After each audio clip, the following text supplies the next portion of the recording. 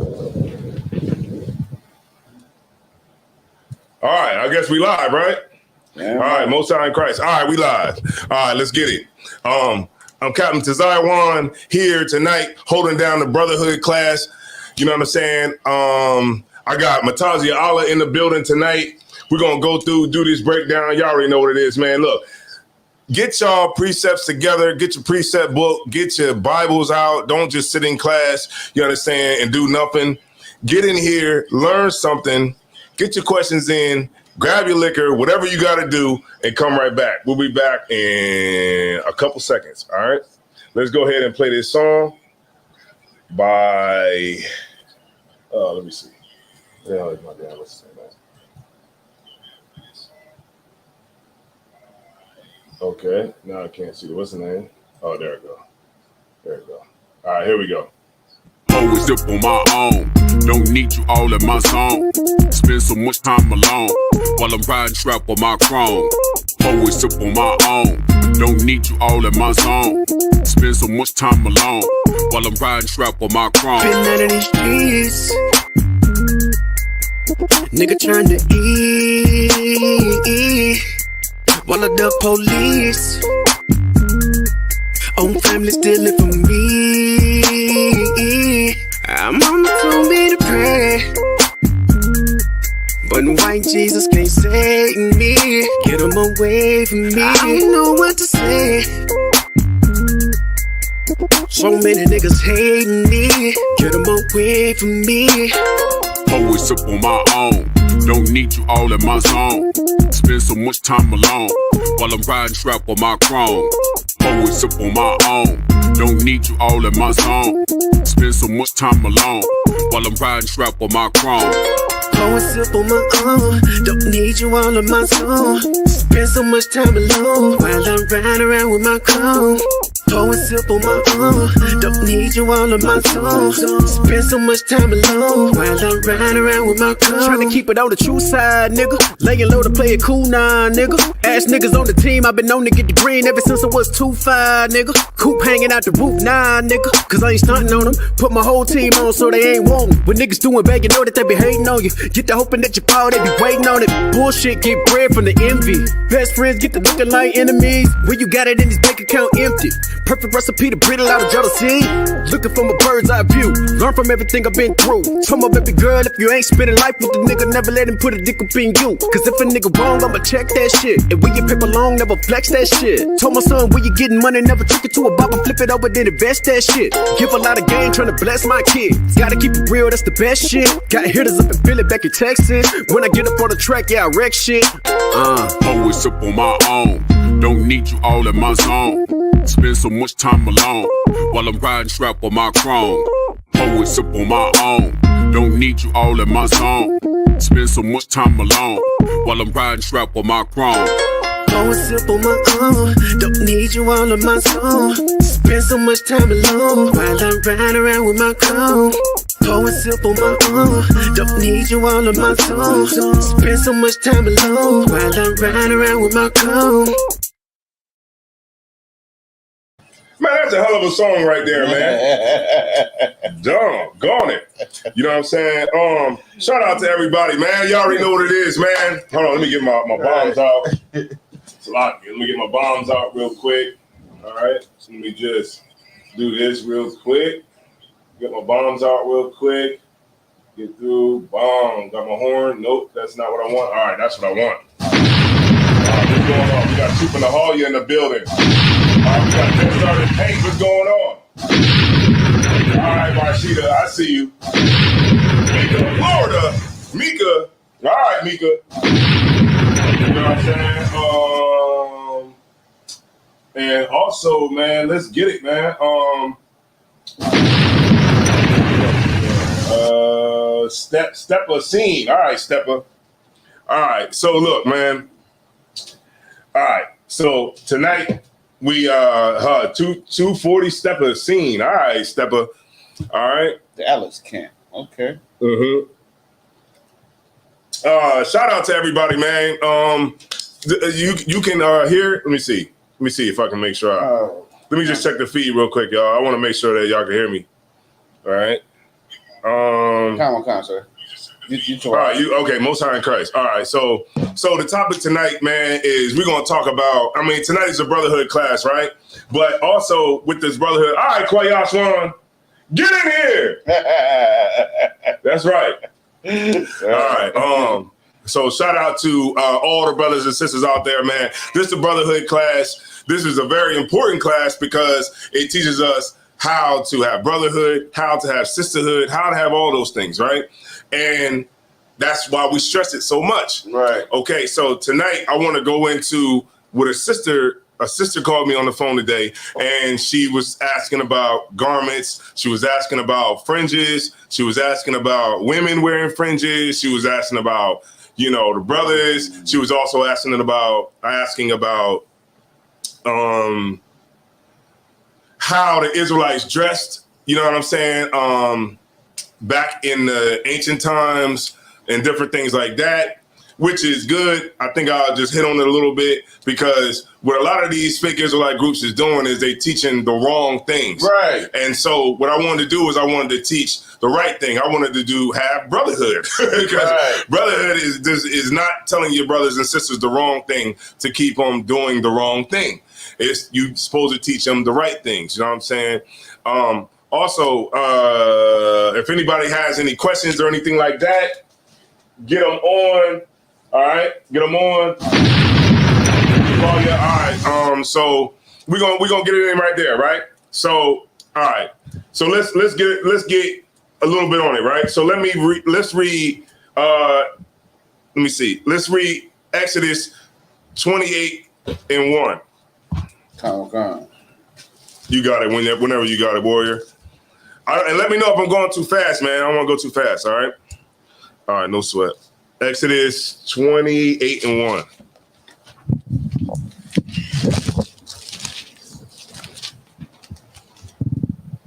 Khan Adawan Khan. This is the book of Exodus, chapter 28, verse 1. 8 and 1. Sure. No sweat. And it reads, and take thou unto thee Aaron, thy brother, and his sons with him from among the children of Israel, that he may minister unto me in the priest's office, even Aaron, Nadab, and Abihu, Eleazar, Ithamar, Aaron's sons. Okay, so what this is talking about is the office of a priest, right? The office of a priest.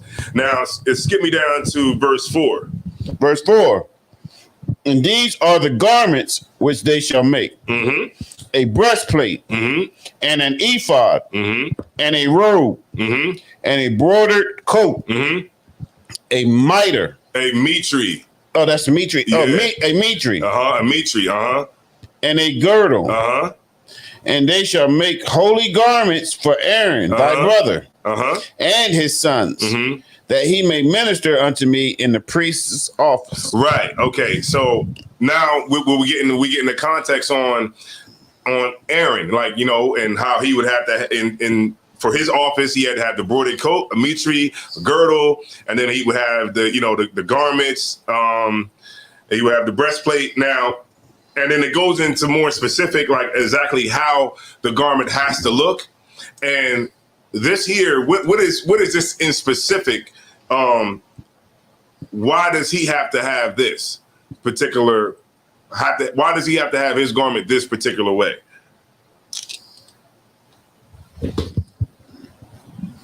The priest? Yeah, but not only the priest, but what kind of priest? You're right. The Levitical priest is not quite. What was Aaron? What kind of priest was Aaron? You buy online? Is a high priest? Yeah, there you go. This is the garment for the high priest. Come. Right? All right, no sweat. So skip down to verse 8. Exodus 28:8. Come. And the curious girdle of the ephod, which is upon it, shall be of the same, according to the work thereof, even of gold, of blue, and purple, and scarlet, and fine twined linen. Right. Purple was like, before it was made into, a gay color, it was, it was to represent like, status, prestige. You know what I'm saying? Like, it wasn't a color that everybody could afford. Right. Scarlet. Scarlet was like that blood red color. All right. Keep going. Verse 9. And thou shalt take 2 onyx stones, engrave on them the names of the children of Israel. 6 of their names on one stone, and the other 6 names of the rest on the other stone, according to their birth. Verse 11. With the work of an engraver in stone, like the engravings of a signet, shalt thou engrave the 2 stones with the names of the children of Israel. Thou shalt make them to be set in ouches of gold. And ouches of gold. What does that mean? Ouches of gold. Ouches. Let's look it up. Let's look up ouches. Ouches.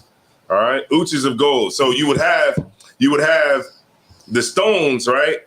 The stones with the names of the children of Israel. Thou shalt make them to be set in ouches of gold. Ouches. It means, Salaki. So you got it. You want the definition? Yeah.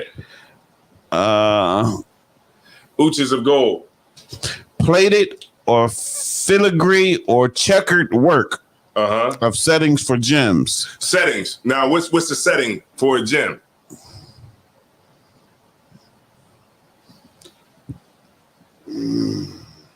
Anybody know what a setting for a gem is? Power Bob, what's going on, Power Bob? Got the store popping. Kaisha. All right, Kaisha. Rib of the wave of Kalata's All right, mighty man right here. All right. So what is a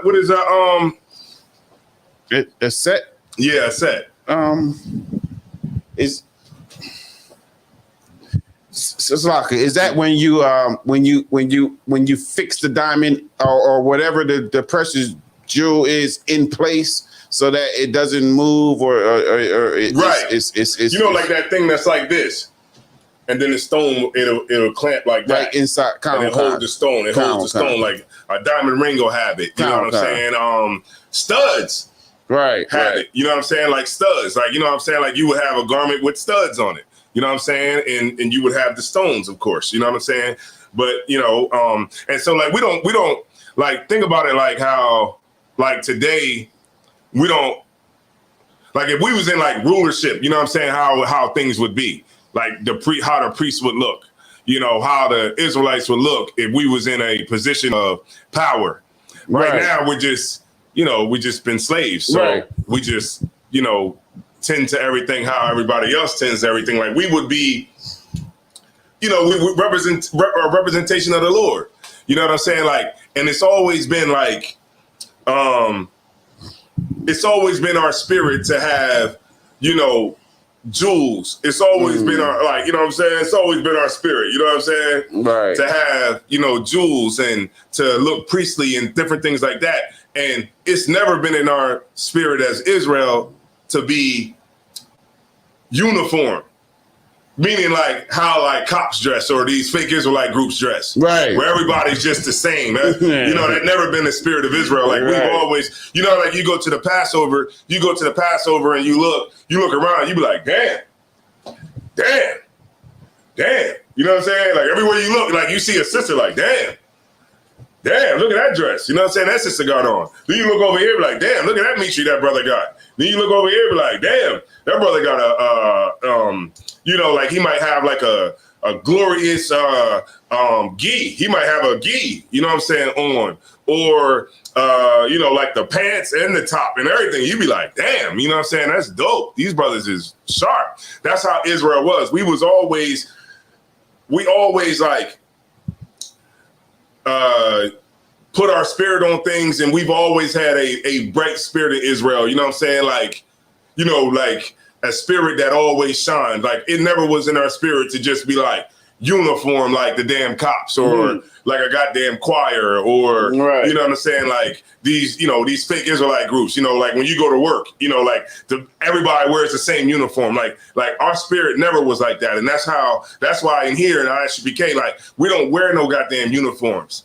You know what I'm saying? We don't all look the same like a goddamn choir. We all are able to, express our own spirit. Meaning, like if you see like a trooper and then you see another trooper and another trooper, like all the troopers look different because this trooper might have like a black garment with fringes on it. This trooper might have the black on black, but he might have a vest. You know what I'm saying? On with it, and ISUPK on his headband or something like that. Like we always like set ourselves apart because that was just always the spirit of Israel. Damn right. Okay. Now Uches, it's a setting for a precious stone. And today we wear studs or whatever on our garments. Because we don't have the money to wear the precious stones on our garment. But in the kingdom, that's how it will be. Imagine that, like a brother with a garment on that has real gold. Right. You know what I'm saying? Real diamonds, real rubies, real, precious stones. That'll, because this brother here is a representation of the Lord. You know what I'm saying? But, because of this captivity and, our money and stuff like that, we can't afford to really look like that, but we can, emulate, how it would be if we was in the kingdom and this was our kingdom. All right. All right. So let me get, all right. So you're going to have to take this one, right? So I'm going to go in the Zondervan Bible Dictionary, right? So what I'm going to do is I'm going to skip up some. This is like the bigger one. This is the Zondervan Illustrated Bible Dictionary. So this one right here is the big boy. All right. So what I'm going to do is I'm going to skip up. Let me see. Let me go to Psalms. Let me check Psalms 45 and 13 real quick. Salaki, y'all. Let me see if this is where I want to go. Psalms 45 and let me see. Psalms Salaki.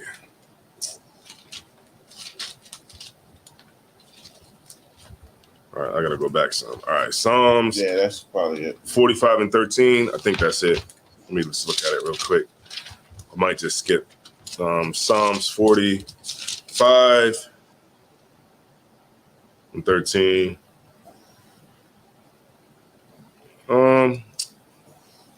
We could read it. All right, we could read it. All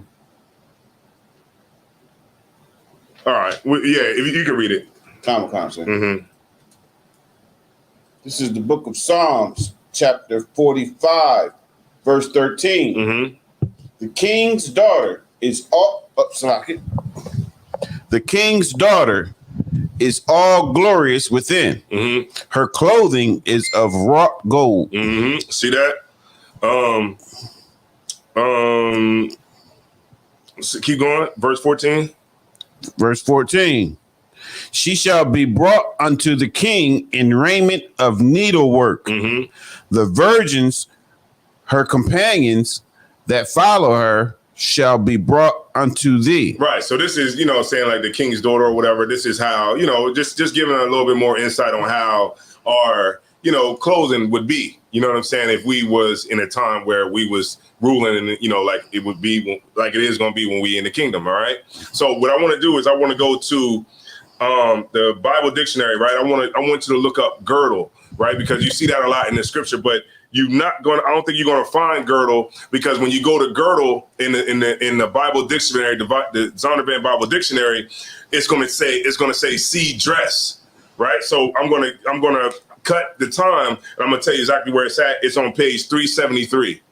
Page 373. Now y'all, okay, if you go in the Zondervan Bible dictionary, you will be able to follow along with me. But since I got like the bigger Zondervan, you're going to see everything that I'm reading there, but it might not read it exactly how you actually see it. So what we're going to do is we're going to read a little bit of the history on the dress of Israel, just to help out the sister who had the question about like the dress. If you start on 373, I believe I got it highlighted. And you know what I'm saying? It is a little bit of reading, but I'm telling you, it's a good read. Right. All right. No sweat, sir. You want me to go and do all the highlights? If you that's could. From you know 373 up until 376. Correct? Yeah, I mean, I was reading it. I was like, wow, I read it before. You know what I'm saying? I was like, wow, that's dope. Comic-Con. All right, so I'll give you some time to describe it for the Zondervan. I'm not going to you can call it out. Whatever you want to do. That's I'm not going to scribe. All right, no sweat. We're reading from this is the Zondervan Illustrated Bible Dictionary. Okay. A lot of us has the Zondervan Compact Bible Dictionary. Right. This is the bigger one. This is the Zondervan Illustrated Bible Dictionary. All right. And it's on page 373, and we're going to be looking up the word dress. Right, because when you look up girdle, you know what I'm saying? You look at girdle in the scriptures, in the Zondervan, it's going to say see dress. Right. So you got to go to the dress, and then it's going to line it up for you. And it reads, the basic garments used among the men of biblical times seem to have consisted of the inner tunic, the tunic coat, the girdle, and the cloak. All right, so the inner tunic is, you know how like when you put on a garment, man, I wish I would have brought my garment down here for that. Matter of fact, I got my blue in. Oh man, I don't have nobody here to grab it because I would actually show you right now exactly what it is. Man, I want it. Should I look? Y'all throw one up in the chat if y'all want me to show it to y'all. I'll go get the garment, but it'll take me 2 seconds to go get it. You know what I'm saying? Just y'all let me know. Y'all throw it up in the what's the name, and I'll give you I'll show y'all exactly what the brother's reading right now. I think for teaching purposes, I think for teaching purposes, it'll be probably better to illustrate it and show them. Okay, no sweat. Y'all give me 1 minute, all right? I'll be right back. Just for teaching purposes, I believe this. Because this is a specific question that they asked you, so you would. Yeah, I got you right now.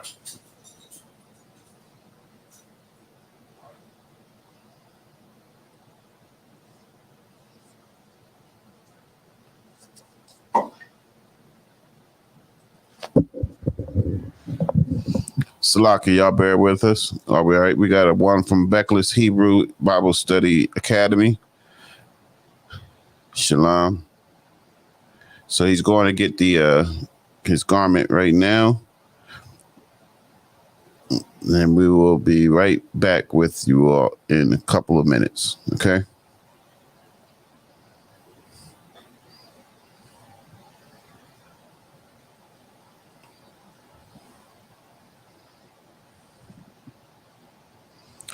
Shout out to everybody in the chat once again.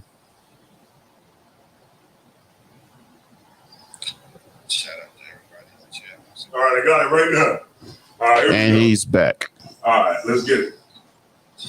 All right, we want even a minute. All right, y'all. All right. So go ahead.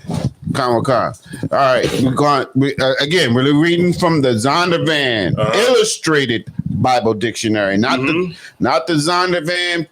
I believe it's called the pictorial Compact Bible Dictionary. Right. I believe is what we all use with the softback. This is a hardback. This is a bigger copy.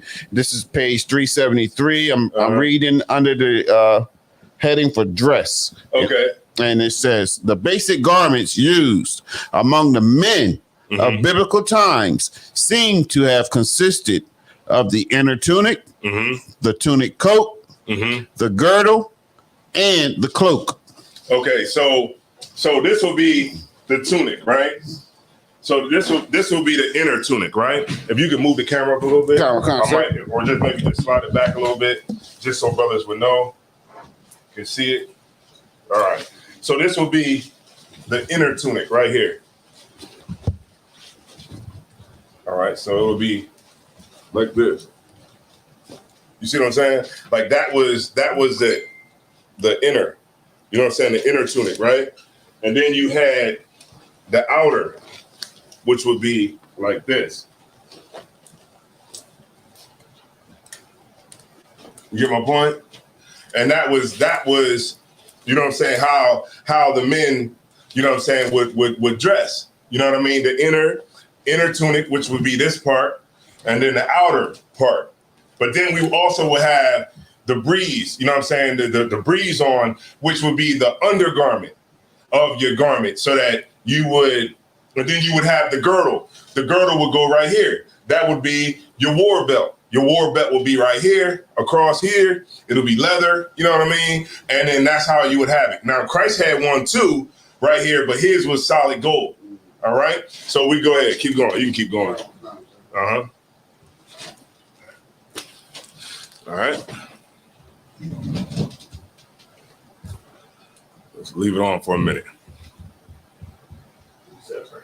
Mm-hmm. Go.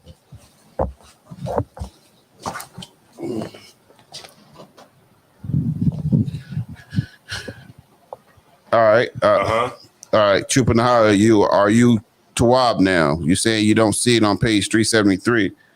Yeah. Well, okay. It might be different in your book, Nahaya. It might be different. Just look up dress. Look up dress. All right. You got it. Comic-Con. I'm starting over. The basic garments used among the men of biblical times seem to have consisted of the inner tunic, the tunic coat, the girdle, and the cloak. Added to this was the headdress and the shoes or sandals. The inner tunic or undershirt, which in cooler weather, the male members of the Oriental family wore next to the body, was usually made of a long piece of plain cotton or linen cloth made into a short shirt-like undergarment. At times, it was little more than a loin cloth. Loin cloth in length. And at other times, it reached below the knees or even just above the ankles. It was not usually worn when the weather was warm. The KJV refers to such undergarments worn by priests as breeches. Exodus 28:42. Right. So the breeches, how we would say it today, breeches, pants. It would be that would be what the men would wear under it, so you just wouldn't have a garment on with nothing on underneath of it. You know what I'm saying? Like how we see today brothers wearing ISUPK, we wear our garments, but underneath of our garments, we have our pants on. Right. You know what I mean? So you're not butt naked if you take this off. Right. Go ahead. I can even remember when growing up, my grandparents, and I'm thinking maybe even my parents, my mom. I mean, I'm thinking maybe even heard my mom say it before, where they would say, "Boy, pull them britches up." You know what I mean? Right. And it wasn't until I came into the truth that I realized that that's the language that's right here. That's breeches. That's it. We just said it quicker. Breeches. Right. Exactly. Right. And I'm gonna pull a scripture on that. All right. You know what? Will it be? I'm trying to think if I could, because I know exactly what to do. So maybe it might be easier if I read it. Well, go ahead. Keep going. We'll see. I'll see where it ends up. All right. What's the next one? Only the highlight, correct? Yeah. 3, the girdle. Okay, let's go to girdle. The girdle was a belt made of either cloth or leather. All right, a belt. We'll say that one more time. The girdle was a belt made of either cloth or leather. All right, so I'm gonna pull a scripture, right? I'm gonna pull a scripture just to show y'all what I'm talking about. Matthew, let me see, 2 Kings 1:18. 2 Kings 1:18. To show the leather. 2 Kings 1:18. Come. I think this was Elijah. No, 1:8. I'm sorry. 2 Kings 1:8. This is Elijah. Yeah, this is Elijah, the Tishbite. So 2 Kings 1:8. I'll read it. I got it, sir. Oh, you got it? I don't want to, if you got too much to do back there. Nah, sir. I'm too out. No sweat. The book of 2 Kings, chapter 1, verse 8. Mm-hmm. And they answered him, he was an hairy man and girt with a girdle of leather about his loins. Mm-hmm. And he said, it is Elijah the Tishbite. All right. So just for teaching purposes, if you open up that back door right there, you should see a couple of war belts on the blue, what's that called? The blue bin off to your left. You should see them. They might be kind of just for teaching purposes. I can show the brothers exactly what we're talking about. They might be in that. They might be in the blue bin. Yeah, there go one right there. I'll use that one just for teaching purposes. All right. So if you don't mind, Warrior, if you could read it one more time. Sir. Oh. Okay. All right. I'll just show them real quick so they can see it. No, it's on. All right, so see, this is the girdle of leather. You know what I'm saying? That would be around your waist to hold. You know what I'm saying? To hold the garment. You know what I mean? Right. Go ahead.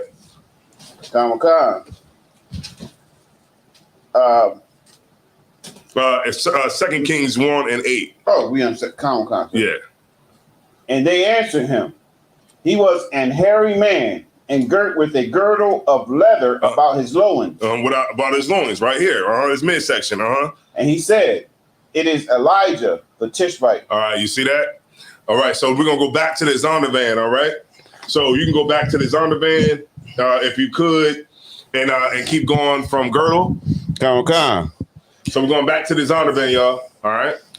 The girdle was a belt made of either cloth or leather, which was worn over the loose coat-like skirt or shirt. Right, this is right here, this. Mm-hmm. The cloth girdle, ordinarily worn by village or townspeople, was a square yard of woolen, linen, or even silk cloth, first made into a triangle, then folded into a sash-like belt about 5 to 8 inches, 13 to 21 centimeters wide. And some 36 inches, 92 centimeters long. When drawn about the waist and the tapering ends tied in the back, it not only formed a belt, but its folds formed a pocket to carry a variety of articles such as nuts, loose change, and other small objects or treasures. Right. So it had got like pockets. You know what I'm saying? You can use it to hold stuff in. You know what I mean? To hold stuff in. All right. Keep reading. It was worn by both men and women. And the model woman of Proverbs 31 made them to sell to the merchants. Right. So you had sisters that was just like today in ISUPK. You know what I'm saying? Right. Sisters that's making war belts, making garments for brothers. Same thing. It's the same thing that was happening back then. All right. Go ahead. The girdle is not only a picturesque article of dress, but also may indicate the position and office of the wearer. Right. So depending on your status, you know what I mean? You ever notice you see Commanding General Yohana's garment, it don't look like everybody else's garment. It's because, you know what I'm saying? It's just the spirit, you know what I'm saying? Like the status that this brother has, the status that, you know what I'm saying, General Muhammad have. Like when we go to Passover, you see the status, you know what I'm saying? You see Commander General Yohana's garment, it's like, damn, who does he got to do that? You know what I'm saying? But it's just like how it was the high priest had a certain garment that they had to wear, the brothers had garments that they had to wear, common people had their garments, same thing. You know what I mean? Go ahead. Same thing as today. You know how you got people that wear regular clothes, then you got people that wear nice, Armani suits. Right, you know what I'm saying? Right. It's the same thing. It just shows the status you are in, how it would be today in America by what you wear. You know what I'm saying? We see people that have money and status. They wear Balenciaga. They wear, Louis Vuitton. They wear, Dolce & Gabbana, stuff like that. You know what I mean? Go ahead. It's a lot, if I may. It just came across my mind. Out in the world, our brothers are dying over belts, designer belts. and that's a girdle. That's basically a girdle, right? Man, but they're dying over that, right? Over that superficial stuff that doesn't have anything to do with anything, but right, getting our oppressors rich, right? But it denotes status. You know what I'm saying? Yeah, you get my point. Right. So it's gonna more so a brother's gonna want to wear that because it denotes status. Like if I wore a shirt that said Louis Vuitton on it, everybody be like, oh man, yeah, he you know what I mean? That brother right there, he must be getting money or something. Or, you know what I mean? Or a shirt that's just say have G's all over it for Gucci. They'd be like, oh, he getting money because look at him. You know what I'm saying? It's just like a status symbol. Understood. You got it, warrior. The girdle is not only a historic article, a picturesque, like a picturesque, picturesque. Yeah, like it looks is like wow. You know what I'm saying? Mm-hmm. Article of dress, but also may indicate the position and office of the wearer. Mm-hmm. It is sometimes used to signify power and strength. 2 Samuel 22:40, Isaiah 11:5, Jeremiah 13:1, Ephesians 6:14. The leather girdle or belt was 2 to 6 inches wide and was often studded with iron, silver, or gold. Right. So you know how you got a war belt. You know what I'm saying? Like if you had a war belt like this, you know what I'm saying, that was like, straight leather, you know what I'm saying? It would be studded out with, silver and gold, you know what I mean? And precious stones, you know what I'm saying? To denote, it's sharp. You know what I mean? Studded out. Right. Go ahead. It was worn by soldiers, by men of the desert, and by countrymen who tended cattle or engaged in the rougher pursuits of life. Right. So, so when it talks about like the brothers who were in battle, different things like that, it would be a different type of girdle. Mm-hmm. It would be a girdle that would be so that a person can't stab you. You know what I'm saying? Where it will protect your inward parts. You know what I'm saying? So like brothers like Christ and, the disciples, brothers like that, men of war, they would have a girdle so that you just can't run up and just stab them with a sword. You would, it would protect their inward parts. In prison, what they do, they'll put phone books. You know what I'm saying? They know is hit about to go down. They might put, phone books and put some tape around the phone book so that person can't stab them. Right. It's the same thing with, you know what I'm talking about? It's the same thing with girdles. It's just so that you protect like your vital organs so nobody can, just stab you through with a knife or whatever, or a sword, and where it'd be easy for them to kill you. Right. All right. You got it, warrior. All right. This type of girdle was sometimes supported by a shoulder strap and provided a means whereby various articles, such as a scrip, a small bag or wallet for carrying small articles, sword. Right. So it would go like this. Like it would go down. Like you would have the war belt, right? You would have the belt, but then you would have something that would go across your chest. So that you can have the sword on the side. You know what I mean? The sword will just hang on the side, and then you could draw the sword out like that and be ready for battle. Right. Go ahead. Dagger or other valuables could be carried. It was the kind of girdle worn by Elijah. All right. So what's the next one? Let's go to turban. All right. The headdress. Yeah, headdress. Let's go to headdress. The headdress. All right. This is still the Donovan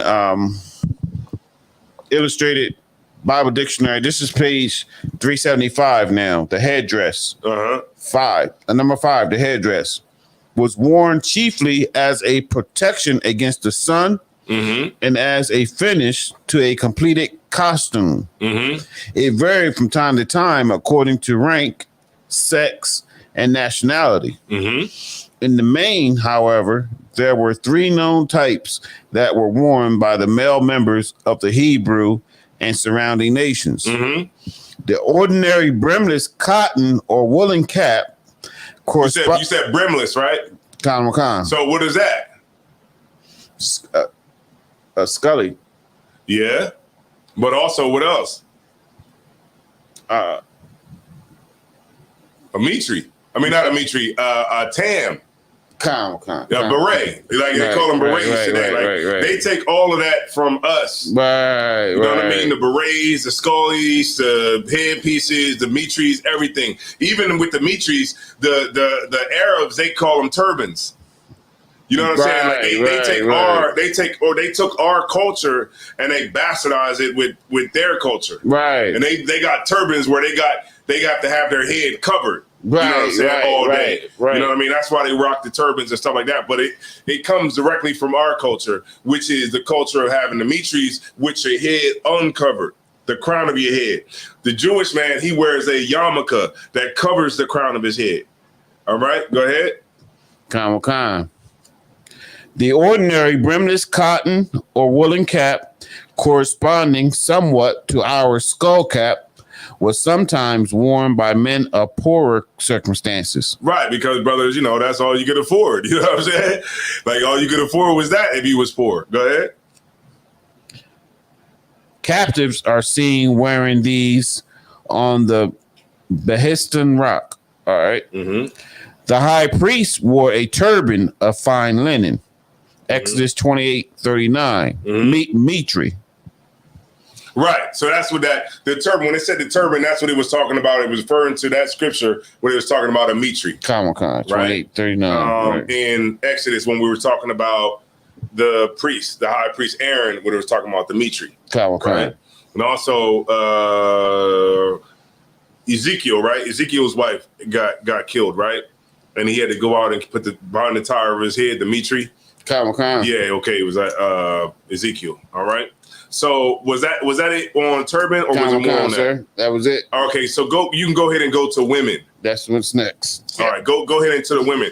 All right, so but before you go to the women, all right, now go ahead and read women. Khan. Same page, 375. Number this is number 7. Mm-hmm. Women's dress is called. Among the Hebrews, neither sex was permitted by Mosaic law to wear the same form of clothing. Say that one more time. Among the Hebrews, neither sex was permitted by Mosaic law to wear the same form of clothing as was used by the other. Right. So that's why you go to the scripture in Deuteronomy 22:5, where it says, the woman shall not wear what pertains to a man, right, and a man shall not wear that which pertains to a woman. Right. All right. But you got these fake Israelite groups talking about, you can't wear pants. Woman, you can't wear pants. And, I can always tell when a woman is watching those types of videos because she calls me and tells me, well, I'm not going to wear any pants. You know what I mean? That's the first thing I can tell you is that. You know what I'm saying? Because a man is not supposed to wear that which pertains to a woman, and a woman is not supposed to wear what that pertains to a man. Right. So, are apple-bottom jeans, do they pertain to a man? No, they don't pertain to a man. Why? Because the way that they're cut. Right. You know what I mean? They're cut like booty shorts, right?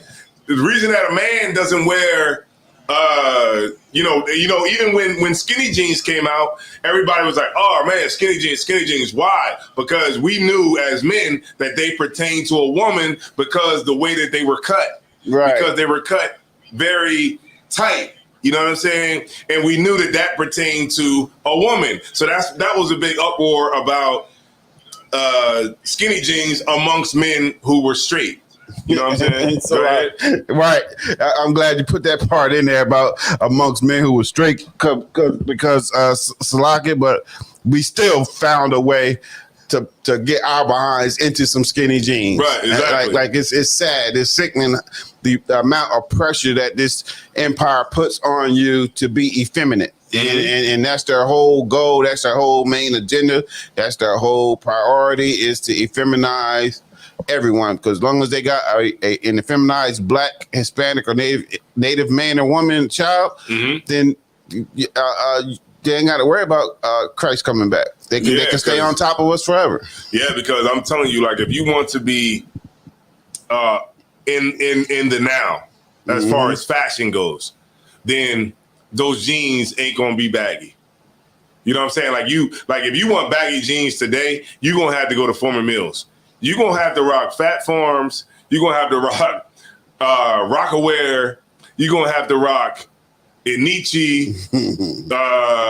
Give me some more academics. Right, you know what I'm saying? Like Sean, Pele. Sean, John, Pele, Pele. Sean, John. That's what you're gonna have to rock. FUBU. And in 2022, you're gonna be rocking some FUBU jeans. You know what I mean? Looking like a straight nut. But that's it. But you see how they make it hard, right? Because if you're rocking FUBU jeans or you're rocking Sean John or Rockaware, ain't no bro. You know what I'm saying? And you out there trying to, get a woman, she gonna look at them jeans you got on like, this nigga rocking. What? This nigga rocking some, some Rockaware jeans from, the 2000, it's gonna be hard for you. So they make it, like you said, they make it hard for you today, you know what I'm saying? So it's like, if you want to get like jeans that are like up to date now, they don't have to be tight. But they're going to be more fitting than jeans that were in the 90s, right? In the early 2000s. All right, you got it, Warrior. Calm. I'm gonna read that again, just for emphasis' sake. Women's dress. Could y'all get the likes up, please? I appreciate it, man. I'm you know what I mean. I appreciate that. Right. Among the Hebrews, neither sex was permitted by Mosaic law to wear the same form of clothing as was used by the other. Deuteronomy 22:5. A few articles of female clothing carried somewhat the same name and basic pattern, yet there was always sufficient difference in embossing, embroidering, and needlework, so that in appearance the linen of demarcation, the line of demarcation between men and women could be readily detected. Right. So you could tell what a woman's garment looked like. Right. You could tell what a man's garment looked like. It was, it was no confusing the two. All right. You got it.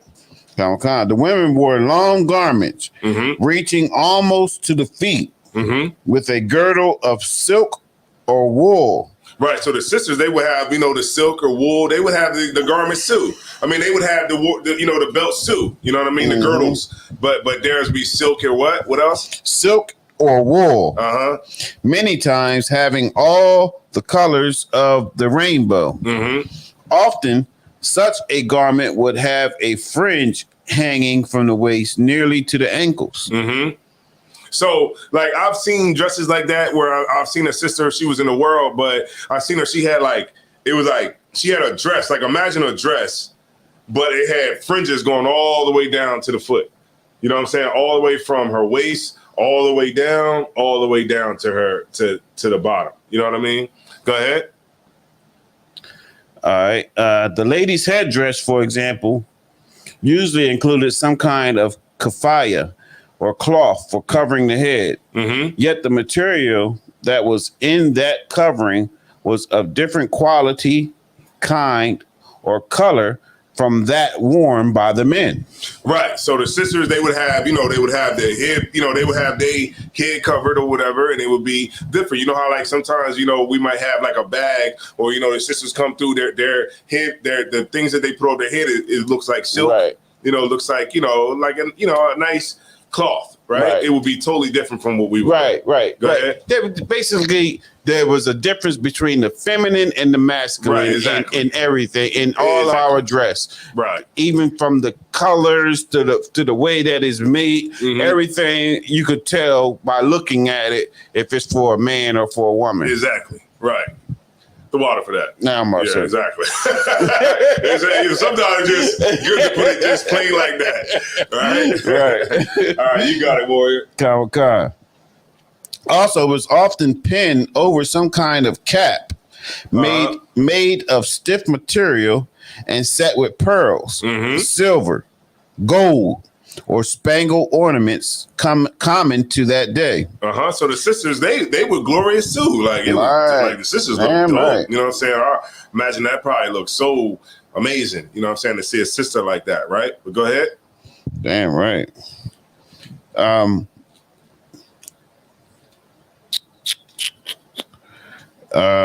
If a woman was married, These or other more significant coins covered the entire front of her cap and constituted her dowry. Mm-hmm.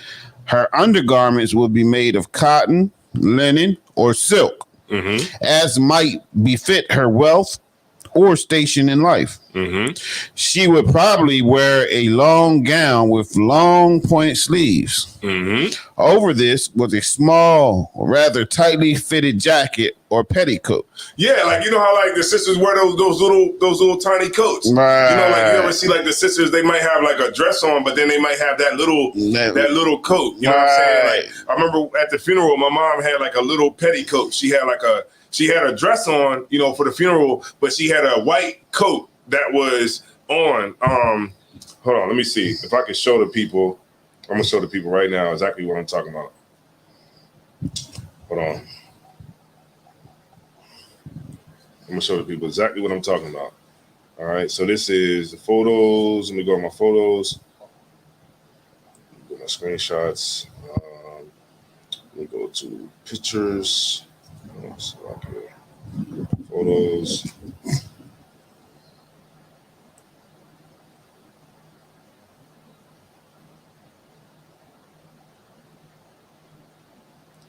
If you could, if you could, let me see.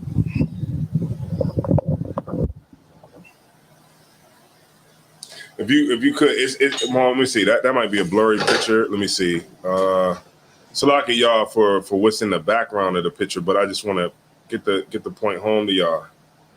So okay, so here we go. All right, there we go. All right, so if you could show this to the camera, I don't know if y'all can see that, but it's like a petticoat, like how women wear. Like a woman might wear a dress.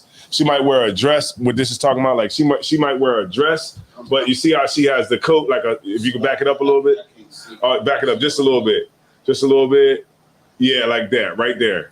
All right, no sweat. So they see it. They see it. Yeah, they see it. Yeah. So it's like a you know, like how sisters wear. Like a sister might wear she might wear a dress, but then she wear like a little tiny coat. You know what I mean? Over top of that. All right. That's how we would dress. Right. Go ahead. Come. No sweat.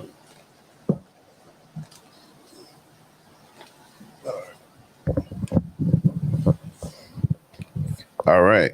No sweat. Take your time, boy. Meaning little coat. Mm-hmm. The small jacket was made of scarlet or other good material and was a thing of exquisite beauty because it was covered with tapestry or fine needlework wrought with multicolored threads. A woman of even moderate circumstances could have beautiful clothing for it was the fruit of her own hands. You see that, man? Like that's the kingdom. Like, you know what I mean? Like seeing women dress like that, like dope. Like, damn, that's just look dope. You know what I'm saying? Because she put that spirit on it. It said like it's made with her own hands. You know, like that. Like a sister would put a spirit into what she wore. You know, the same way we do today. You know, even though we on the bottom, we put spirit into what we wear. You know what I'm saying? That's why, like, we don't look like white trash. You know what I'm saying? People from the goddamn trailer park in 8 Mile. You know what I'm saying? We don't like they're poor, but they look like they're poor. Right. We're poor, but we don't look like we're poor. You know what I'm saying? Like we'll be poor, and you like you said, a brother with a Gucci belt, a Louis Vuitton belt. You know what I'm saying? You'll see a brother that's poor in the ghetto, but he'll have a brand new pair of J's on. He'll have, you know, a nice pair of jeans on, a nice shirt. A sister that might be, you know, poor, she'll have a nice lace front wig on. You know what I mean? She'll have, you know, a nice dress on, nice clothes, nice sneakers, nice shoes, nice purse, all that stuff that come along with looking good. Right. And we look like that even today, even though we're poor. But just imagine how we'll look when we're not put in this position of being poor and on the bottom. Think of how we will look. All right. Any more on that? Comic-Con, sir. You want all the highlighted, right? Yeah. Comic-Con. Let's see. Isaiah 3:19 and 3:19 KJV speaks of mufflers, probably two-piece veils or scarves. One part covering the face below the eyes, the other the head, down over the neck. Right. So like it'll be like, how like a sister might wear something over her head, but then it drapes down over the back of her neck when she's covering her head. But then, some sisters, I've seen it at the Passover where they'll have the bottom of their eyes down, it'll be hidden. It's like it sounds like what the Muslim woman be doing with that.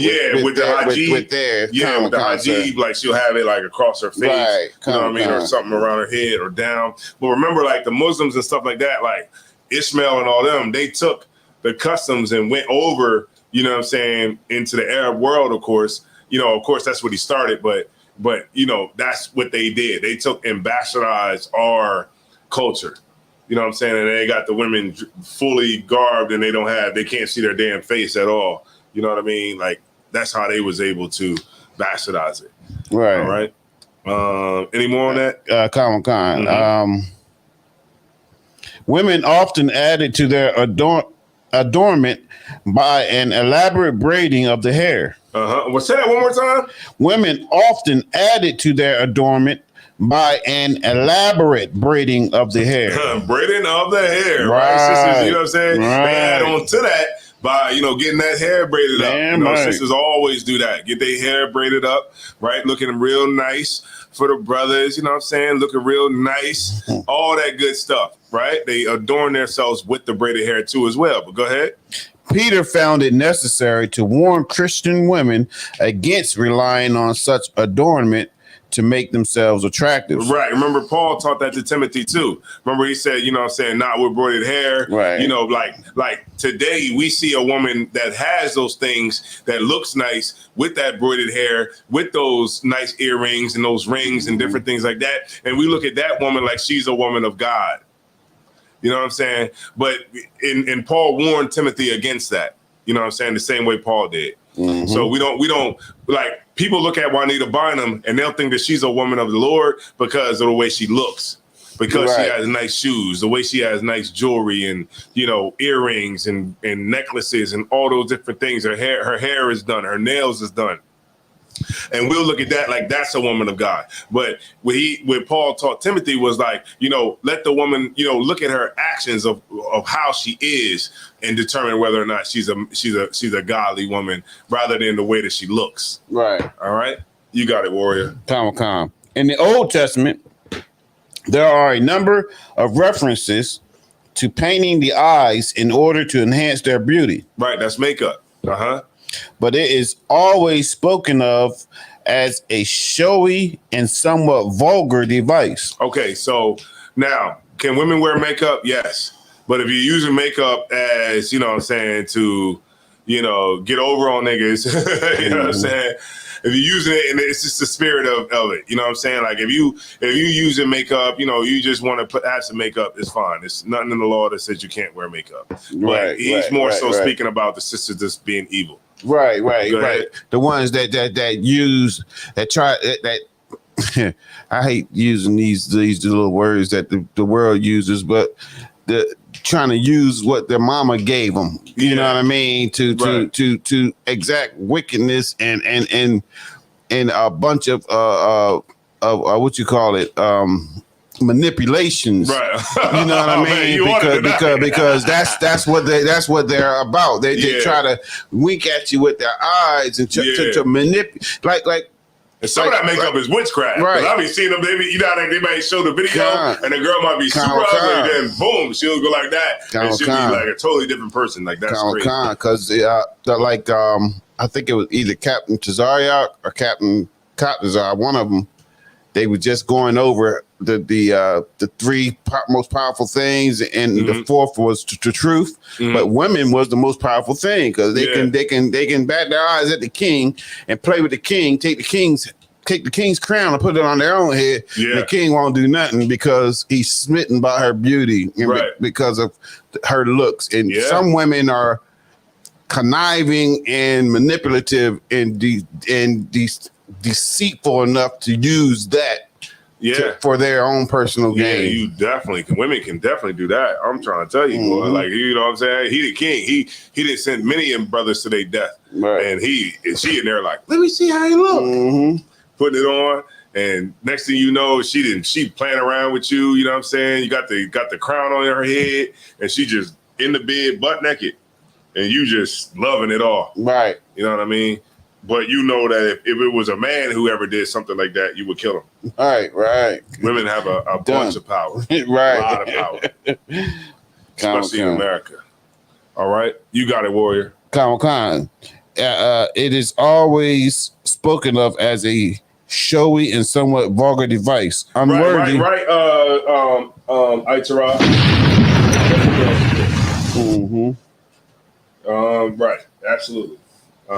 Unworthy of good women. Jezebel painted her eyes. Right. Second Kings. Right. So in Second Kings, it talks about Jezebel when Jezebel got killed or whatever. But that's what she used to do: put that makeup on, try to look good or whatever. But she was evil as hell. Right. All right. Keep reading. In ancient times, women especially were much given to various kinds of ornaments.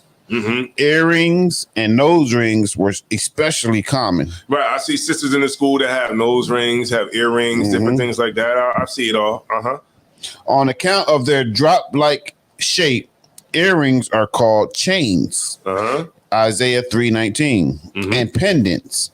Judges 8:26. Men also wore such earrings.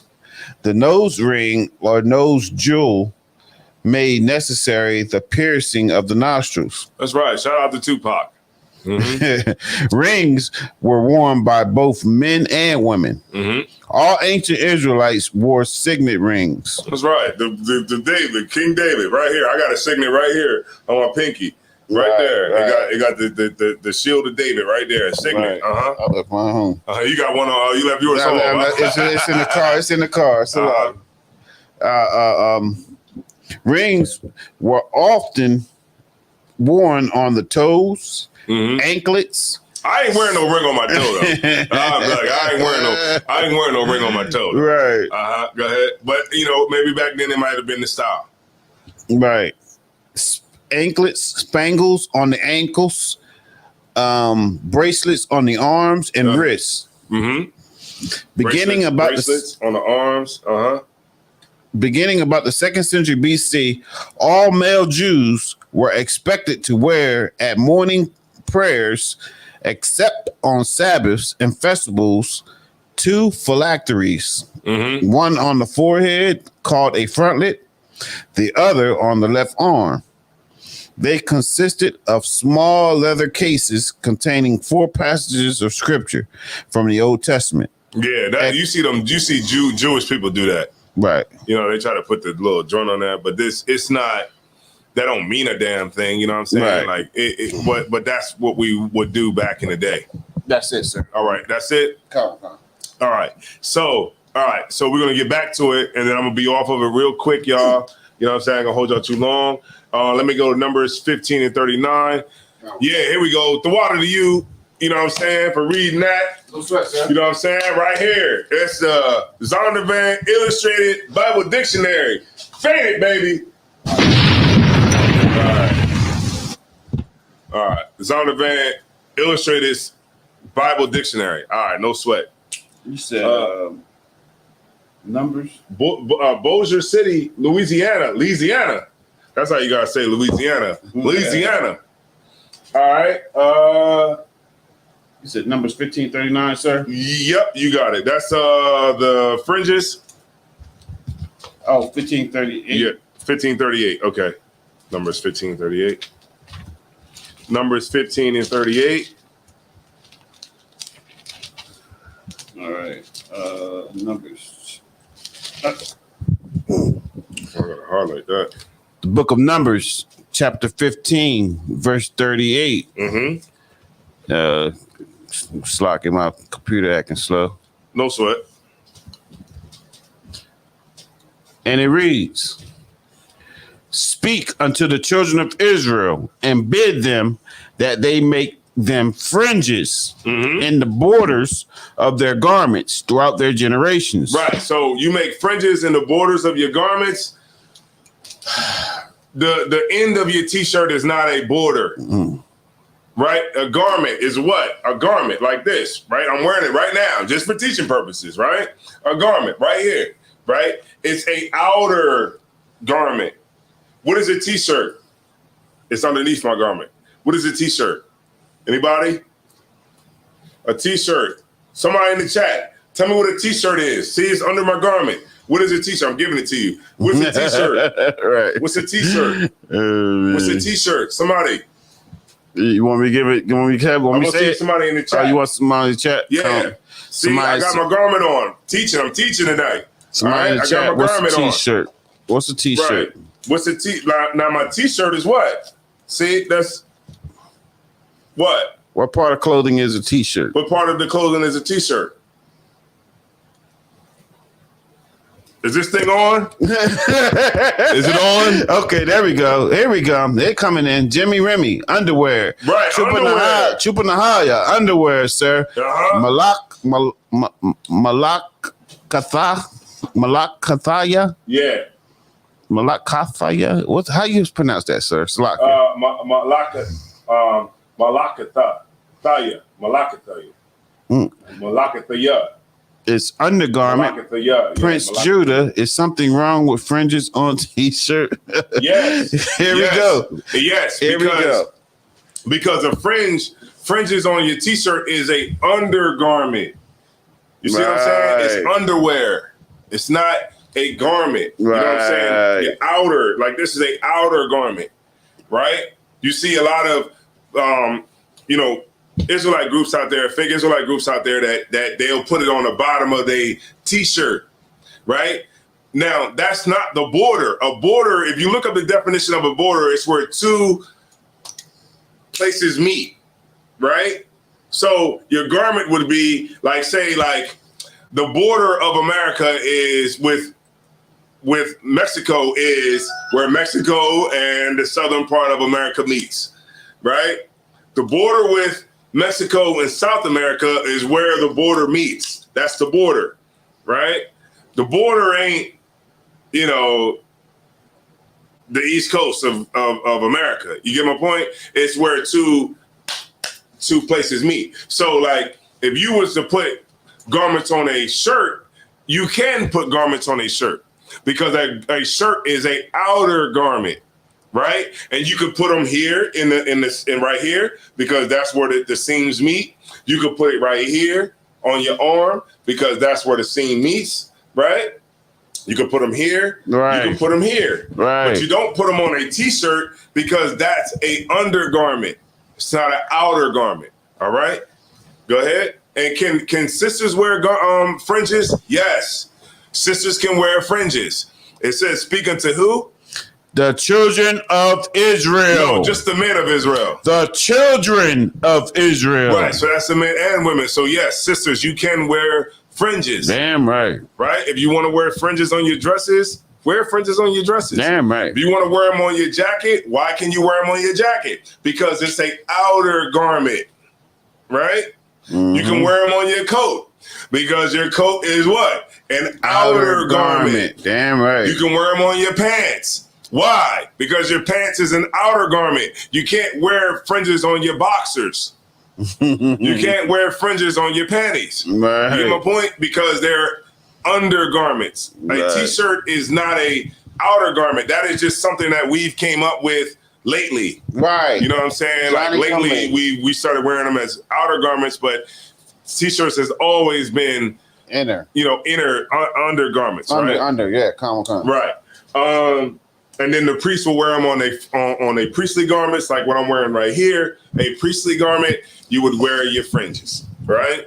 When you do the work of the Lord. All right? Boom. All right. Come. Numbers 15:39. So, yes, sisters, you can wear garments. You know what I mean? If a sister wanted to wear garments on her pants, she can. You know what I mean? If she wanted to wear a garment, of course, they can't be man's pants. You said... fringes. You meant fringes. Yeah, fringes. Come. Right. If a sister wanted to wear some fringes, she can. I seen a sister wearing some fringes on a dress, and I was like, wow, that look is dope. You know what I'm saying? Like, a sister can do that. A sister want to wear fringes on her jacket, she can wear fringes on her jacket. You know what I'm saying? Right. Like, because it's a priest. It's not I want to say priestly garment, but it's a outer garment, right? The sisters can do that, right? It's not anything unlawful about a sister wearing fringes. All right. So Prince Judah, do you have that? He said, "Oh, teach me." So you got that correct? Yes. Okay. So, boom. I'm gonna move on to Deuteronomy 22:5. Deuteronomy 22:5. Know that one by heart. Before you go to Deuteronomy 22:5, go to Exodus 28 and 42. Salakia. And then we're gonna follow up with that one. Book of Exodus, chapter 28 and verse 42. You said 28 and 42. Exodus 28 and 42. And whenever you got it, warrior. Comic-Con. Let me describe it real quick. No sweat. Take your time.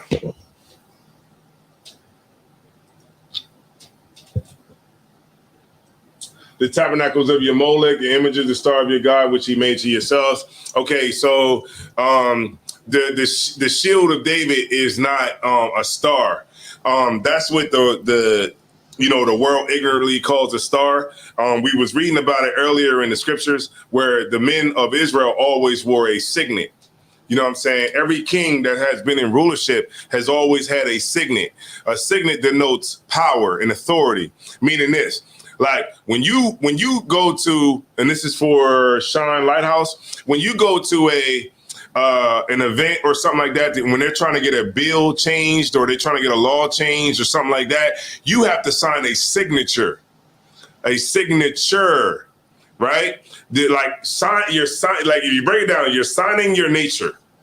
Signature. You're signing, you're basically saying, I don't have any power, but with enough of us, if we sign this, then we will have enough power to bring it to the person that's actually in power. Because the person that's actually in power doesn't have a signature, they have a signet.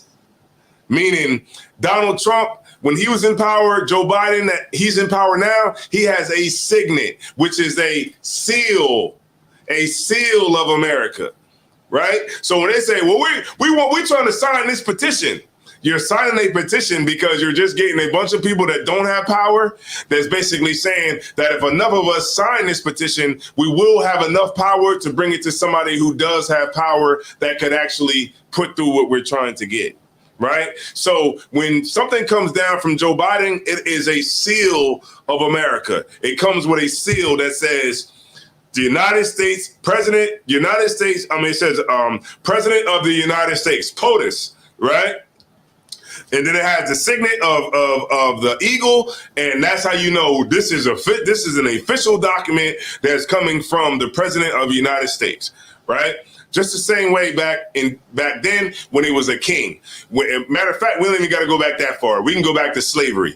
In slavery, when a person would get free, like a slave would get their freedom papers, they would have to have the signet that would be signed by the plantation owner, right? He would take the wax, he would put the wax on the paper, and then he had a stamp, and he would stamp that, and that would make the document legally binding. To say that this person has been freed by me. Legally, this person is free, right? If you had freedom papers that were forged that didn't have the signet of the plantation owner, you'd be put to death or whipped or whatever it was, right? Or maimed or whatever, because it didn't have the seal, right? And that's what denotes power. Like even in America today, we call it a notary. Right? You go to a notary. Where if you get documents, you can fill out the documents, sign your signature. It doesn't mean nothing unless you get a notary who has a seal that could say that this document is official because it has a seal of the notary, right? And it costs some money to do it, right? And so when you're talking about Molech is not like a star. The star, the star of Molech is Chian. You know what I'm saying? Just like the star of Christianity is white Christ. The star of Buddhism is Buddha, the star of Hinduism is Krishna. You know what I'm saying? It's the same thing. So what we're talking about here is the star of Molech is actually like a deity that people would come and they would sacrifice their kids to. And actually, if you look up the definition of a star, it's actually a round ball of gas. And I just pulled a scripture real quick. I think it's Revelations 9:1. Let me pull the scripture just for the brother real quick. Well, I don't know if that's a brother or a sister, but Revelations 9:1. Believe that's it. Might be it. It's lucky. All right, here we go. Revelations 9:1. The book of Revelation, chapter 9, verse 1. And the fifth angel sounded, and I saw a star. And I saw like what? A star fall from heaven upon the earth. And to him. And to what? And to him. And to what? And to him was given the key of the bottomless pit. That's Christ. So a star can actually be a person, right? Because if the star Molech is an actual sign, then I mean a star can't be. It's a person that has renown. Like Rihanna is a star. You know what I'm saying? Jay-Z is a star. Megan Thee Stallion is a star. Cardi B is a star. You know what I mean? And Sheehan was the star of Molech. All right? All right. All right. We'll move on. I got to get back to it. It's heavy. All right? All right. No sweat. All right. So, what was that? Deuteronomy 22:5. Oh, God.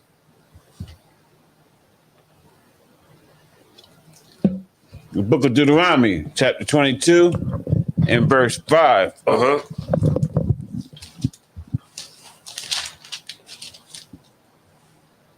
Okay. It's like it. I read that one. You wanted Exodus, right? Did we read the Exodus? Yeah, I read Exodus. Wait a minute, no, we didn't. Did we didn't read the. I don't think we read the Exodus. 28 and 42. Exodus 28 and 42. Come.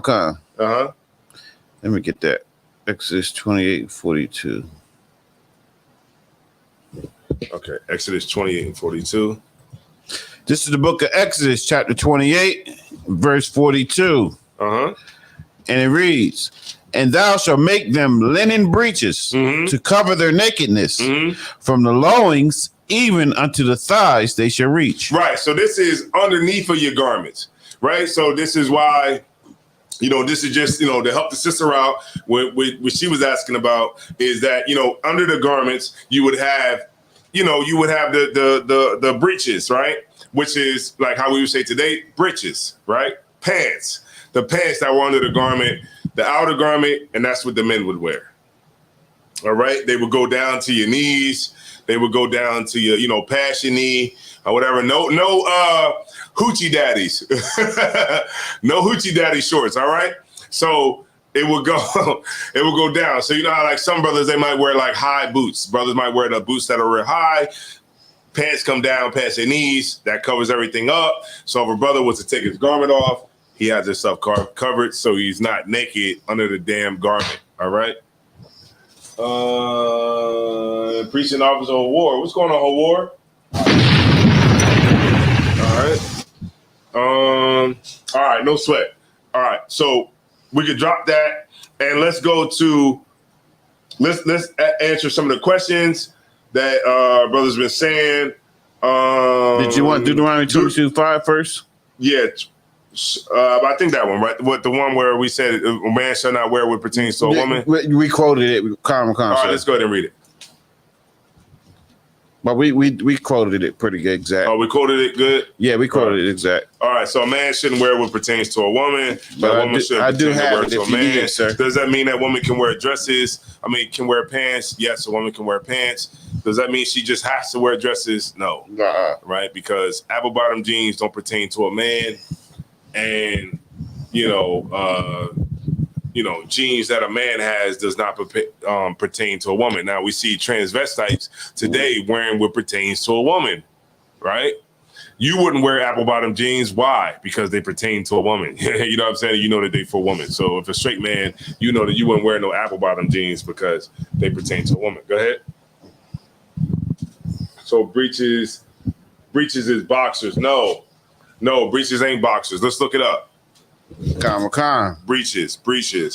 Breeches are not boxers. Itara.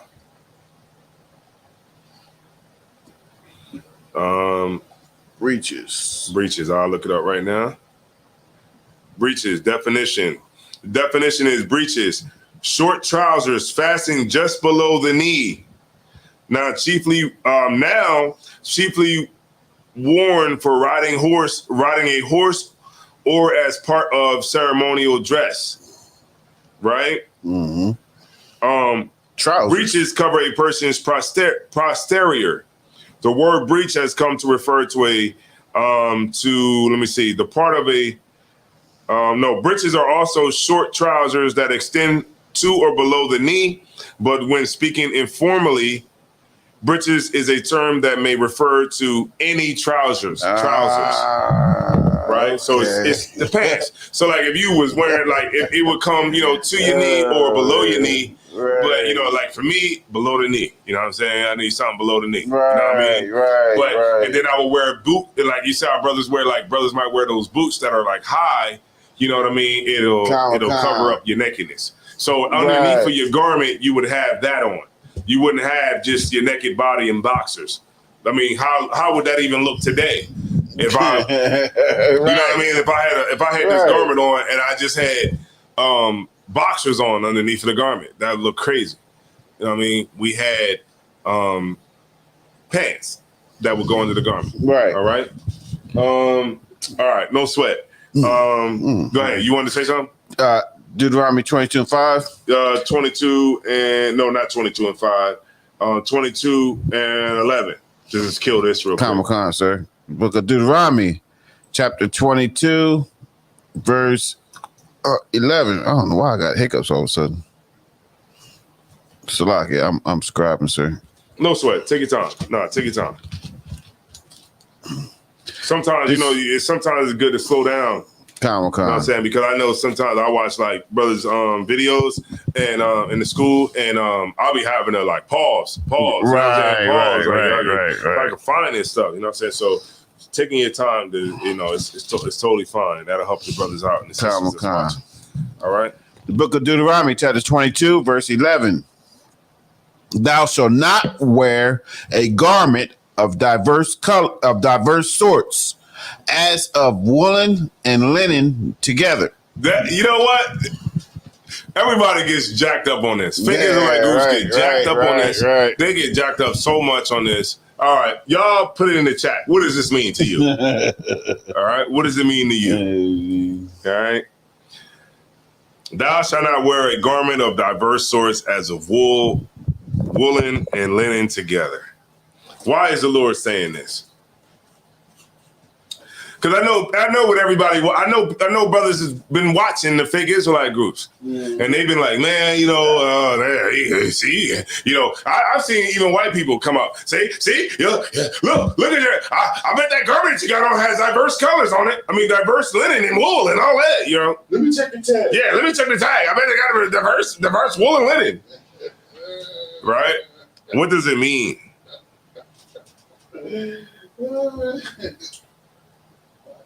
All types of materials. Renewing your mind is on it.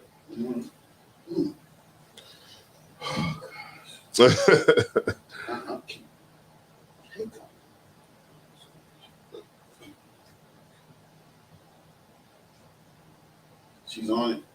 Yeah, she's on it. What she saying? Let me get there. Yeah. So thou shalt not wear a garment of diverse sorts, as of woolen and linen together. Jamal was honest. What did he say? No idea, sir. No idea. but most people will say that it just means that we can't wear our garments because look, see, it got two different things on it. It's not what this is talking about. I'll give you the, let me see, nobody came in, nobody put it up. Okay, no sweat. All right, so I'll just give it to the brothers. All right. So the go to Leviticus 19 and 19. This will give you some more understanding on it. All right. Leviticus 19 and 19.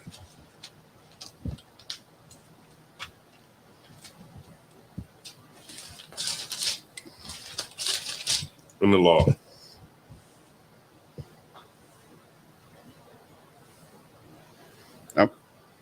Salaki, I'm ready when you are. Sorry, you got it. This is the book of Leviticus, chapter 19, verse 19.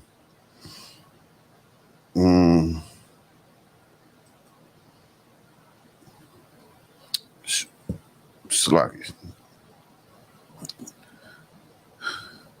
Ye shall make, Salaki, ye shall keep my statutes. Because this is in the law. Thou shalt not let thy cattle gender with a diverse kind. What does that mean? Go ahead. Don't let them have sex with a tiger. With Don't let a lion mate with a tiger, or a lion mate with a zebra. Right. Or the lion will eat the zebra, but right. That's basically what it's talking about. But that's not what it's talking about. Oh. It's not what it's talking about. You know how like you got cows, right? But you got different kinds of cows. You have milk cows. You have certain kind of cows that are for meat. You know what I mean? You have different kinds of cows. So what the Lord is saying here is that you don't want to make a cow with a beef cow with a milk cow. So all right. You want to keep it like, meaning like this, right? You have a pit bull, right? Made it with a pit bull, right? Right. So that it's a purebred pit bull, right? So go ahead. Renewing Your Mind says no hybrid animals. So is she? Meaning this, right? Are they close with that one? Okay. Yeah. Meaning like if you got a milk cows, made them with milk cows. You know what I'm saying? You might even need some water. You know what I mean? Okay. You got a different way of doing it. Meaning that you might have, a milk cow. So made it with a milk cow. So like a beef cow, made it with a beef cow. You get my point? Like, so it's like keeping the bloodline of the animals pure. So like if you have a bulldog, you know what I mean, made it with a bulldog. If you have a pit bull, made it with a pit bull. Because what will happen if I come up and I want to buy one of your pit bulls from you? Right. I want to buy a pit bull and you telling me, hey, it's a pit bull, but it's really made it with a goddamn German Shepherd. Yeah, right. It's a mutt. Right. So what this is actually talking about is how we deal with each other when it comes to commerce. Go ahead. Right. So like if the tags say 100% polyester, yes, and it really got 5% of something else, then it's not 100% polyester. Right. And we have dealt falsely. With your brother. Gotcha. Right. Gotcha. So when it talks about like, okay, what a seamstress will tell you is like, oh, well, you don't want to put, leather with silk, you know what I'm saying? You don't want to make, put that together. That's what they'll tell you. But the spirit behind why the Lord is telling you that is because if I tell you that, hey, this garment is 100% leather and it's not, then I'm defrauding you. Right. I'm defrauding you and it's not brotherhood because I'm telling you that something is pure when it's not. It's not, right. But let's keep reading though. Verse the next verse, thou shalt not sow thy field with mingled seed. So meaning that you're not going to take corn and then throw seeds over there that's mustard greens. All in the same, you know what I mean? You're not going to do that because this is not going to work right. You know what I mean? You got corn, it's corn. You got mustard greens, it's mustard greens. If it's watermelon, it's watermelon. But you're not going to take bunch of seeds and just throw them all on the goddamn ground, right? And what the spirit behind it is the Lord is telling us to have brotherhood, but keep reading and it'll explain it the next line. Neither shall a garment mingle of linen and woolen come upon thee. Right. So the reason that the Lord is saying not to even let it just come unto you is why? Because what brothers would do when the Lord is so, smart in his infinite wisdom, the Lord knows that poverty will make a nigga do something that he ain't supposed to do.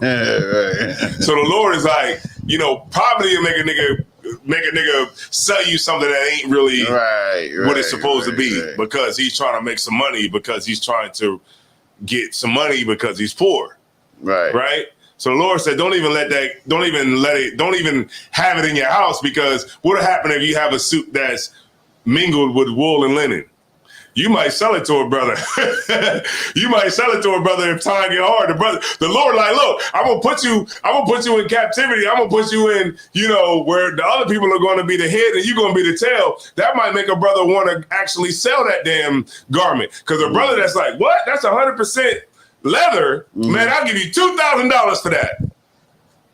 And a brother be like, man, I ain't supposed to do it, but I'm poor right now, so let me go ahead and get that and just go ahead and lie to this brother and tell him that it's really leather, but it's really, fall leather. You get my point? You know what I'm talking about? Right. Fall leather, FAUX. If you on Amazon, fall leather is fake leather. Fall leather. FAUX. You know what I'm saying? That's fall leather. It's not real, but it looks like it's leather, but it's not real leather. Right? This is what the Lord is trying to prevent us from. So when it talks about the diverse, it's really talking about, how we deal with each other, like balances. All right. So I'll give you another scripture on it, just to bring it all the way home. You want to go Proverbs 11:1? Come.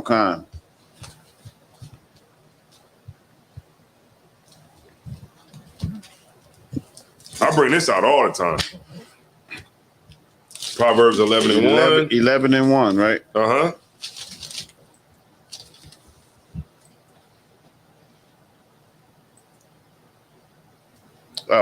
Salaki. One more question, renewing your mind. Can you have leather and fur on a garment, sir? Yes. Yes, you can. We do it all the time. Yeah. You can have leather and fur on a garment. That's totally fine.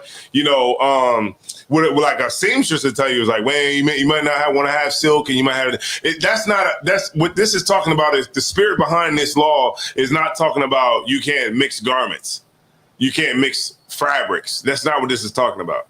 Now, should you mix leather with silk?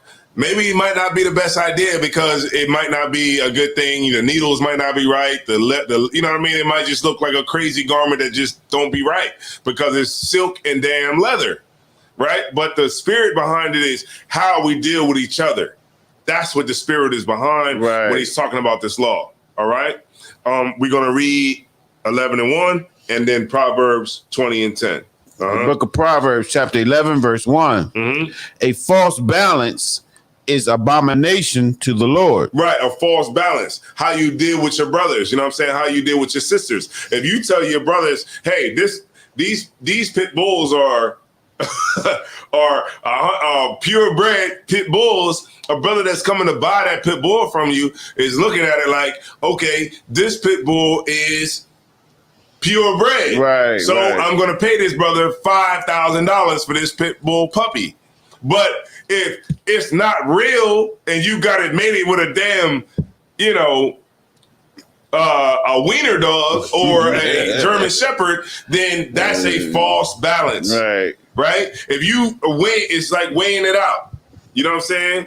You don't want to have, sell a brother a garment with diverse like wool and linen, because it's not what the brother thinks that he's going to get. Right. You get my point? Sir, like Salaki, sir, like if you got like a sign saying and you're advertising this jacket as 100% leather, mm-hmm. and whatnot, but you have whatever other kind of fabric Like some rayon mixed in with it, or pleather somewhere to cutting costs, being cheap. You know what I mean? Because your intentions is to get over, steal. You're stealing, you're robbing, and that's the spirit behind that's this the law. Spirit behind the law. Right. It's not about you can't have a garment with excuse me.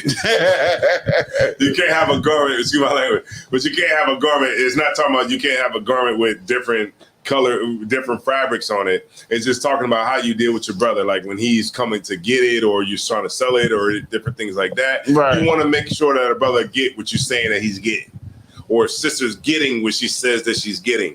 That's the spirit behind it. And right now we're reading in Proverbs 11:1, where it says a false balance is an abomination to the Lord, but a just weight is his delight. Right? That's what you want, like a just weight. That's what you want, you know what I mean? Make sure you doing your brothers and your sisters the right way, right? You're not trying to get over on them. You're not trying to swindle them, right? And what the Lord understands is that's why the Lord says, don't even have nothing around you like that, because the Lord understands that if you're put in a position to be needy, you'll defraud your brother. Right? That's why the Lord is saying, don't have it around you. Don't even have it. You know what I mean? Don't let it touch you. Don't, have it in your closet, nothing like that, because poverty will make you defraud your brother. And that's what we see today. Poverty makes us defraud our brothers and sisters, right? Because we're poor and we want money. All right. Let me get Proverbs 20:10. Come on.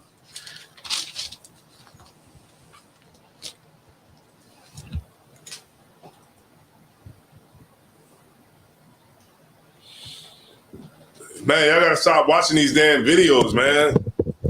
Start watching these fake Israelite dudes. I know. Like you'll watch them and then you'll be like, "Hey, man, they make sense." And then you'll come here and then you'll get the true understanding on it, and you'll realize that you're just watching some damn idiots that don't have any leadership that's over them that can teach them the truth, like Commander Jimmy Yohana. All right. The book of Proverbs, chapter 20, verse 10. Diverse weights and diverse measures, both of them are alike abomination to the Lord. Right, diverse weights, meaning like you want to give a brother what he's due. You want to give a sister what you said you're going to do for them. If you said this garment is 100% cotton, then make it 100% cotton. Right. Don't try to, cut corners and try to defraud your brother or your sister. That's what the law is talking about when it talks about. I'll go back to the scripture and I'll pull it before we leave. So I'm just breaking down the groundwork to show brothers that this is what it's talking about. Diverse weights. Over in the Caribbean, man, they be like, they have the weight, like the two weights. And the counterweight might be off a couple of grams. They got the triple beam. Yeah, they got the triple beam with a couple of weights. So they say, okay, for 10 pounds of meat, it's going to be this much money. But then the counterweight is off and they're giving you, really, you're getting 8 pounds of meat. You know what I mean? But when you're looking at the thing, it says 10. You know what I mean? A diverse weight is an abomination to the Lord. And the Lord is trying to stop us from doing that because we have to have brotherhood and sisterhood amongst each other. All right, go ahead. All right, I had a precept. Leviticus 19:25. What it say? 19 and 35, Salakia. It says, just balances. Salakia, 35. I was going to read 36. You shall do no unrighteousness in judgment, in meat yard, in weight, or in measure. I'm going to write that down. Salakia. Both sides great. Let me write that down. Okay, Leviticus what? 19 and 35. Most High in Christ. I'll add that to my precept book. But you know what I mean? But the sister gets the point. All right. And that's what the Lord is trying to show us, right? Even verse 11, even as a child is known by his doings, whether his work be pure and whether it be right. That's how you know. Like if a brother, like even a child, like what they do, you can definitely see what they're doing something was right or wrong. And if you can, but with a brother that's trying to get over on you, that's wrong. A brother should not be doing that. And it's clear to see a brother that's trying to do that. All right. Right. Salaki, sir, renew your mind. Definition of diverse, Baba Kasha. Diverse means different. Right. Yeah, different. Yeah, diverse. Hold on. Diverse. Okay. We look it up. It's real easy renewing your mind. We'll just look it up. Right. Especially if you got a blue letter Bible. If you have a blue letter Bible on your phone, it's easy to hit the what verse you're on, and then go to the interlineary or concordance. Of varying types, several. Of varying types. Of varying types, so like different types. Yes. Different types of. You said several. Yeah, several. Like meaning that it's not specifically one thing. Right. You know what I'm saying? Like, so the diverse, like meaning that it's supposed to be, you say it's cotton, it's supposed to be cotton. Right. You say it's leather, it's supposed to be leather. You say that it's blah, blah, blah, and you dealing with your brother and you selling it to your brother, then that's what it's supposed to be. It's not supposed to be wool mixed with linen. It's supposed to be wool. It's supposed to be linen. One or the other. You know what I'm saying? It means like, now if you selling it like, if you're selling it like that, like where there's diverse linens, and you're saying, hey man, this ain't 100% cotton, this is polyester or whatever, then you can make that known to your brother, but you have to make it known to your brother. You can't try to get over on your brother or your sister and telling them that it's 100% cotton when it's not, or tell them that it's 100% leather when it's not. Get my point? Right. It's real simple. All right.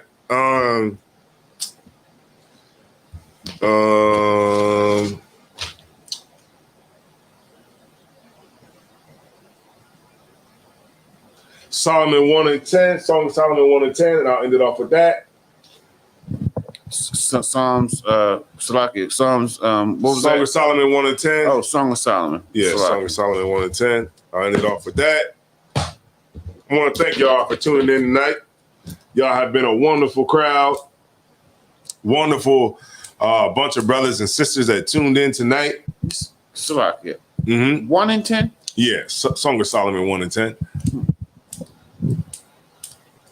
Comic-Con. Mm-hmm.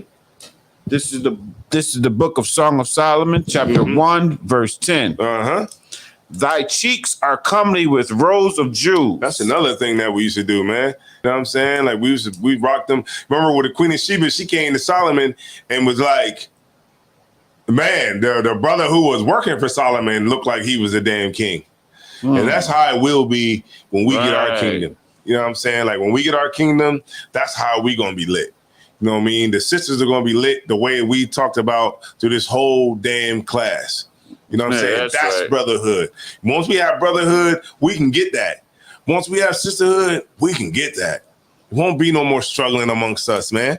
You know what I'm saying? We'll have what it takes, you know what I'm saying, to be the rulers of this place. Once we come back and serve the commandments, the statutes, and the laws, right? Which is the governing body of Israel. Once we come back and get under that understanding, we won't have to worry about Louis Vuitton. We won't have to worry about Gucci. We won't have to worry about, Fendi. None of that crap and nonsense. We'll be worrying about what we got. You know what I'm saying? Our people. And that's what the kingdom of heaven is. That's how we'll get it. That's brotherhood. And that's sisterhood. Hopefully with this class, y'all got some understanding on, you know what I'm saying? Like what we wear, how we do things. You know what I'm saying? Right. Like what we wear, our chains, our rings. Go ahead. So we could not sell 100% to a heathen nations. That's is that a lawful gain? Okay, so it says so we could sell the not 100% to a heathen nation. And it is lawful to gain out of one. All right. And it's a lawful gain. All right. Meaning, can you sell? Hold on. The 50-50. Let me find the scripture on it.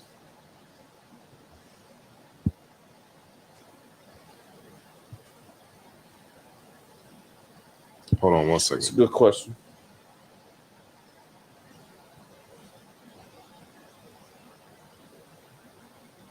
I like the answer to that one.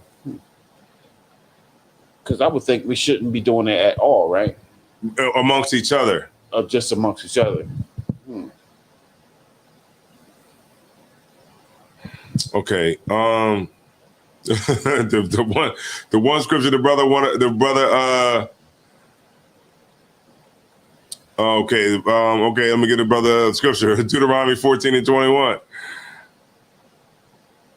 Deuteronomy 14:21. Yeah, and Leviticus 25:44. Which one you want first? Deuteronomy 14:21. Come on.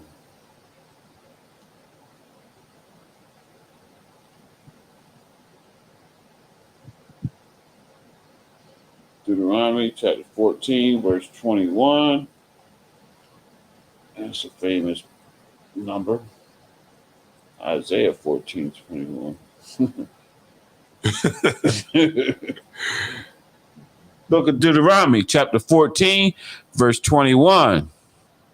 Ye shall not eat of anything that dieth of itself. Thou shalt give it unto the stranger that is in thy gates, that he may eat it. Or thou mayest sell it unto an alien. For thou art an holy people unto the Lord thy God. Right. So yeah, we can. Yes, you can. They sell it to you, don't they? Right. Common concept. Yes, you can.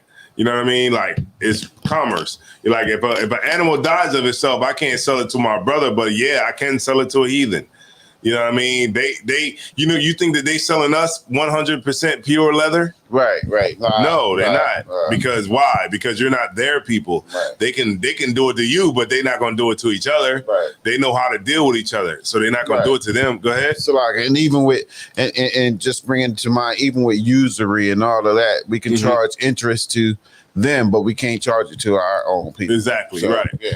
Right. Exactly. So you get the point. So it's yes, you can. You know what I'm saying? Like, it's commerce, right? It's commerce. And it's selling. Like, this 100%. This 100% wool right here. This 100%. But it got some cotton in there. It got some rayon in there. It got some some other stuff in there. It got some fall. They got some fall leather in there. It's like, yeah, it's 100% wool. Go ahead, get it on. Yeah, it's good. And a heathen can buy it, but your brother, you don't do that with. All right.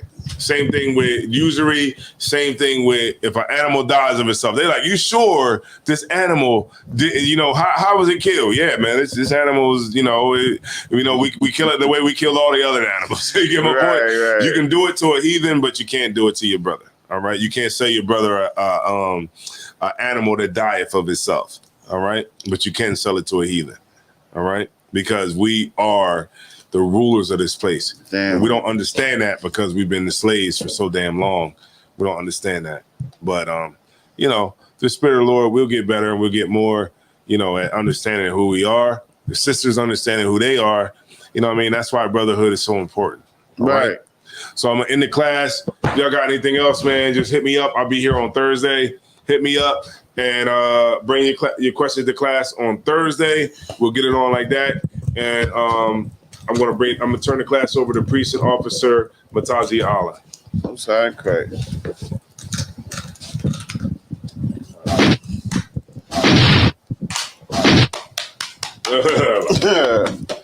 All right, that's right.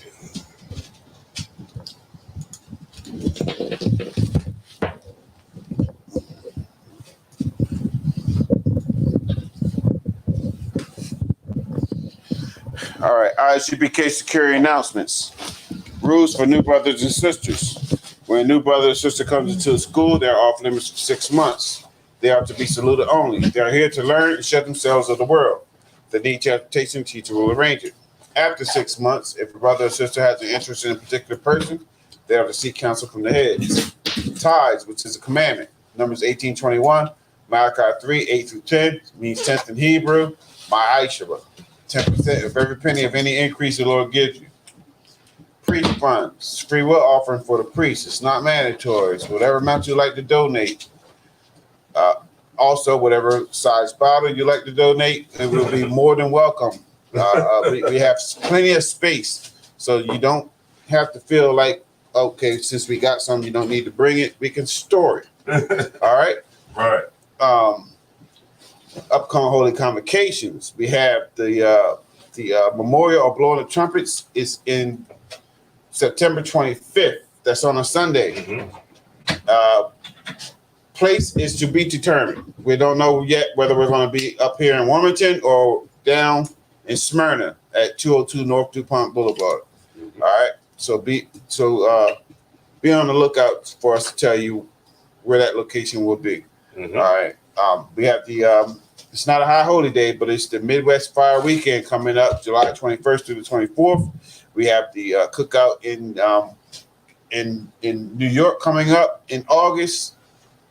Dates to be determined and place to be determined. And if anyone wants to be a trooper in the school, start wearing all black boots, shirt, pants, headband, scarf. And that being said, men of Israel, Amajah, I want to give a courtesy salute. Men of Israel, Amajah Shabbat, Amajah, Barak, Yahweh, Hashem, Yahweh, Shabbat, Thumb, Yahweh, Matah, Sorry, needs turn to sisters. We're going to give sister courtesy salute, Sister Amajah, men of Israel, Amajah Shabbat, Amajah, Barak, Yahweh Shema, Thumb, Hashem, Yahweh Shai. Yahweh Matah, class dismissed. Sign Christ. That's a good class right there. Most High in Christ. That was needed. People's comment. Good class, right?